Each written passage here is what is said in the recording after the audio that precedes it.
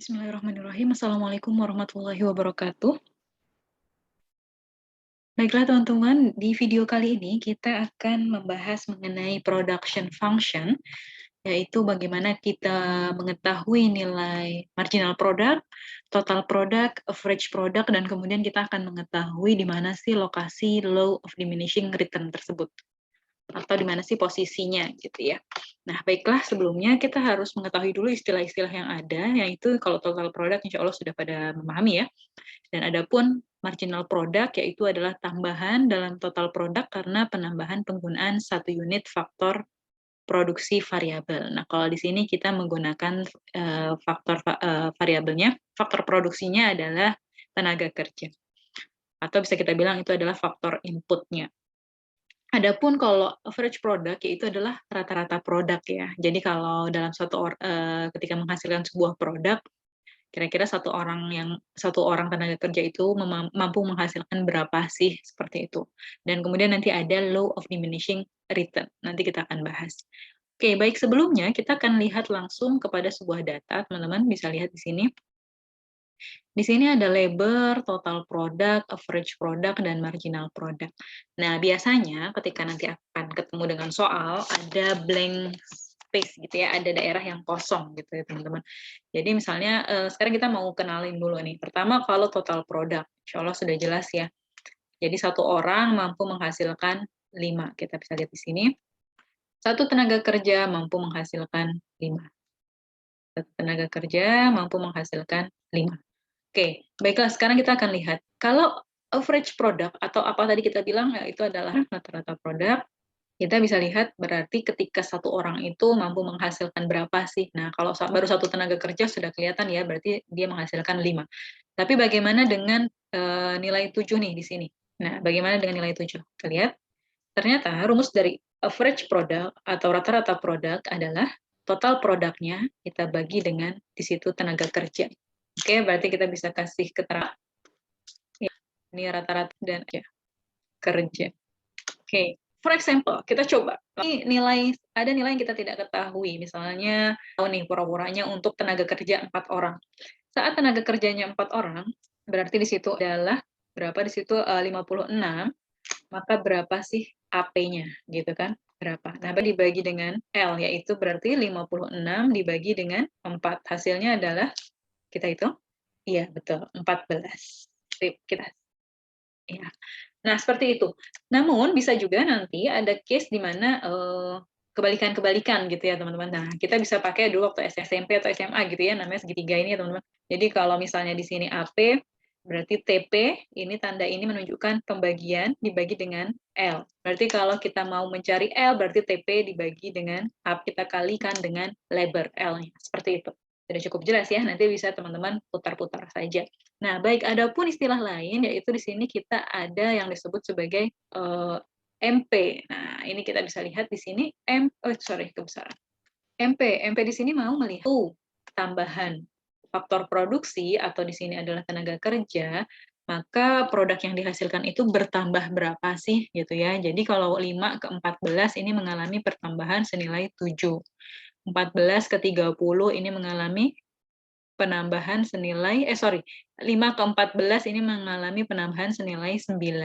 Kemudian 14 ke 30 ini mengalami penambahan senilai 16. Nah, maka rumus dari marginal tersebut adalah perubahan labor 2 atau TP yang terbaru dari MP yang kita mau cari dikurangi dengan TP sebelumnya, atau TP 1 pertama. Seperti itu.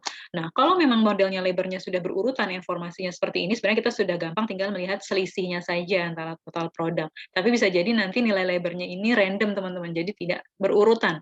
Maka kita menggunakan rumus ini. Nah, kita akan coba nih ya sekarang. Kita akan coba misalnya kita mau melihat sebuah nilai di sini, yaitu kita mau lihat, pertama kita lihat dulu nilai dari marginal product yang 26 ini. Kita hapus dulu ya. Berarti di situ labornya sudah diketahui, total produknya sudah diketahui. Berarti di situ kita bisa lihat bahwa informasinya adalah labornya berapa? 4. Berarti ini sebagai labor kedua, dan TP keduanya saat 4 itu menghasilkan berapa produk? Kita lihat yaitu 56, di mana TP pertamanya berarti kita lihat saat 3 tenaga kerja, yaitu Oke, kita langsung saja masukin ke dalam rumus. 30 dibagi dengan 4 minus 3. Berarti hasilnya adalah 56 kurang itu. MP-nya adalah senilai 26. Kita cek. Ya, betul, 26. Nah, ini menunjukkan bahwa ketika terjadi penambahan satu tenaga kerja dari 3 ke 4, tambahan produk yang dihasilkan adalah senilai 26 unit. Seperti itu, teman-teman. Nah, kurang lebih sudah bisa difahami ya.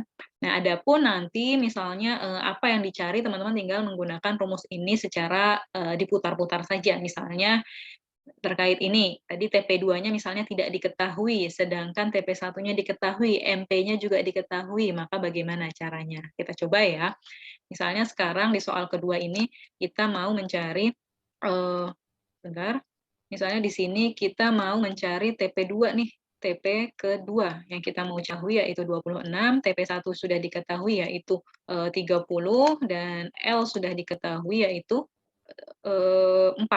Seperti itu ya teman-teman, itu juga udah diketahui. Maka kita bagaimana nih caranya? Nah, bisa saja langsung kita tuliskan di situ bahwa TP-nya kita sudah tahu yaitu senilai 26, TP2 karena kita pura-puranya belum tahu, kemudian TP1-nya adalah 30.